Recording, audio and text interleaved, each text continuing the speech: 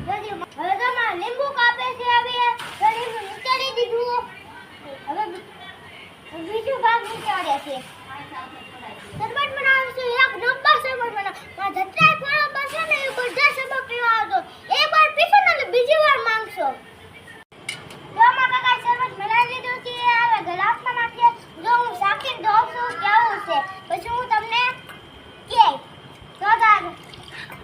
તો નાખીએ છીએ હજી